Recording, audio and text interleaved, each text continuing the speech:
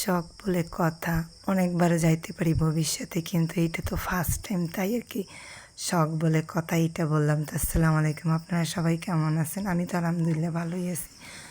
তো প্রথমে আমি দেখাইতে পারছি কি না জানি না, প্রথমে দেখালাম একটা শপের নাম, যেমন স্বপ্ন শপ।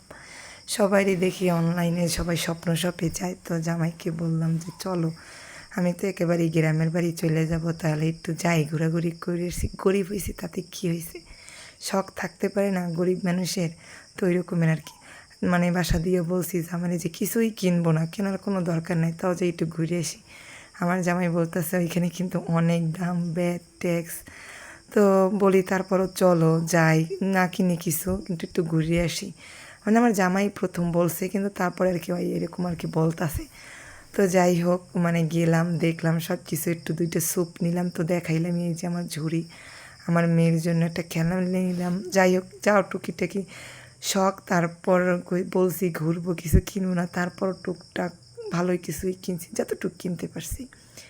তো এইখানে আমি একটু ঘুরতেছিলাম যে ফেস ওয়াশ আছে কিনা, আমি যেটা ব্যবহার করি ওইটা আছে কিনা, কিন্তু ওইটা নাই। তো আমি যেটা বডি ওয়াশ ব্যবহার করি ওইটা আছে, কিন্তু ওটা আমি কিনবো না, কারণ যেহেতু ফেস ওয়াশ পাইনি আর টাকাই বেশি হবে না, এজন্য আর কি কিনি নি। কিন্তু আমি যে ফেস ওয়াশটা ব্যবহার করি ওইটা আর কি নাই।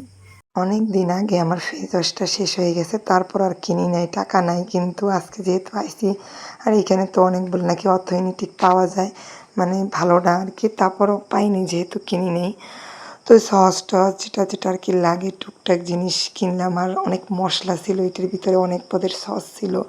আর সস মানে সসের বোতলগুলো অনেক সুন্দর, আচার ছিল, মানে সব আর কি যা যা আছে সবই আছে, মানে নিত্য প্রয়োজনীয় যা যা লাগে সবই আছে। আর আমরা তো সে গরিব, এই প্রথমবার আইসি। আর বড়লোক বা আরও আমাদের উপরে যারা, তারা তো অনেকবারই যায়। যাই হোক, কেউ হাসবেন না। আমার মেয়ের জন্য একটা বডি ওয়াশ নিয়েছি, এই আর কি, এরকমের টুকটাক মানে যা প্রয়োজনীয় অনেক মানে নিছি। তো পুরো শখটা তো আর কি পূরণ হয়েছে, যে চাইছি একটা শপে যাই আর শপের ঝুড়ি নিয়ে আর কি কেনাকাটা করব, এই শখটা পূরণ করতে পারছি এতটুকুই। কখনো আর যেতে পারি বা না পারি তা নিয়ে কোনো আফসোস নাই। তো যাই হোক, আমার জামাইও সুন্দর দেখতেছে, ঘুরতেছে। আর আমি আমার জামাইয়ের একটা জিনিস যদি বলি, তার সাধ্যে না থাকুক কিন্তু সে কেনার চেষ্টা করে।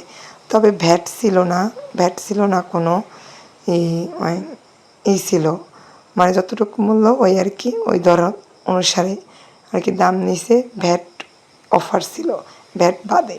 তো যাই হোক, ক্লিপ নিলাম, সস নিলাম, গাড়ি নিলাম, তেল নিলাম, একটা হাজমোলা নিলাম, তারপরে কাসুন্দি নিছি, তারপরে নুডলস, সয়া সস, এই যে আমার মেয়ের জন্য একটা খেলনা নিছি। আল্লাহ হাফেজ।